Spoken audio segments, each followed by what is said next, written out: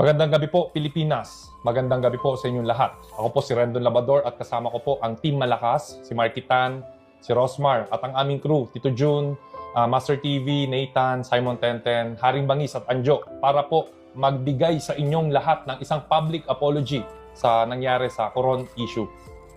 So ayun po, dito po kami lahat para po humingi ng dispensa sa nangyari. Alam po namin, mali po yung ginawa namin. Sumobra po kami sa action sa nagawa namin.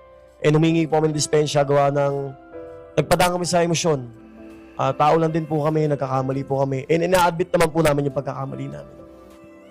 Ayun po, pasensya na po kay Ma'am Jo sa munisipyo at lalong-lalo na po kay Mayor. At syempre po sa bayan po ng Coron, Palawan. Sorry po talaga na parang pinost ko na never again Coron. Hindi ko po sinasadya na i-generalize po kayo.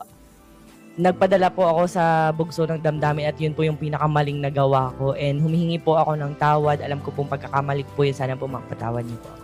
At gusto ko rin pong linawin na pumunta po kami doon sa munisipyo bilang hindi isang celebrity, hindi bilang isang influencer, at hindi bilang, lalo na, hindi bilang Rendon Labrador, Rosmar, or Marky Tan na nagreklamo. Pumunta po kami doon dahil bilang isang Pilipino, simpleng tao na nasaktan sa nangyari dahil sa isang comment ng isang public servant. At kami po ay nagpapakababa sa inyong lahat na susubukan po namin na baguhin kung ano man po yung pagkakamali namin, kung sumobra man po kami. Tingin po namin na ito po ay magiging lesson sa amin as a team. At we will be better, babawi po kami.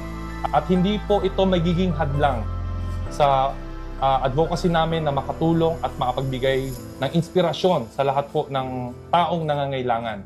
Ang Team Malakas po ay magpapatuloy at hindi po kami titigil sa pagbibigay ng kasiyahan, charity sa tao. Sa mga tao nasaktan po, sana po mapatawad nyo na po kami. At tungkol naman po dun sa sinasabi po na gusto raw po kaming i-persona non grata sa Coron, Palawan. Ayun po, Mayor, kung tingin niyo po na yun po yung magiging patas na desisyon para sa nangyari at kung yun po yung parusa sa nagawa po namin, ayun, humihingi po talaga kami ng tawad. Pero kung tingin niyo po yun po talaga, maluwag po namin tatanggapin. Ayun po, maluwag po namin tatanggapin yung parusa niyo po na yun. Ayun, bottom line po, yun, Ma'am Jo, pasensya na kung naging ganun ang aking aksyon, kung napasobra man. At mga tao sa munisipyo, kung naramdaman nyo po na na-disrespect ko po kayo, at lalong-lalo na po sa mahal nating Mayor. Mayor, wala po akong masamang intensyon para kayo po ay i-disrespect. Nirespeto ko po kayo bilang leader ng Coron. At saludo po kami sa lahat po ng inyong nagawa.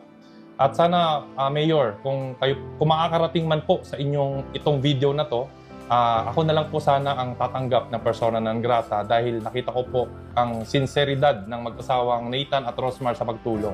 Sana po ako na lang po ang bigyan ninyo ng persona non grata.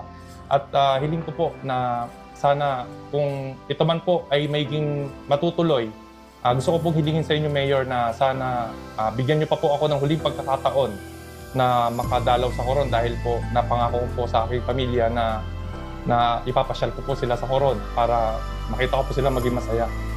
So yun, Mayor, maraming salamat po.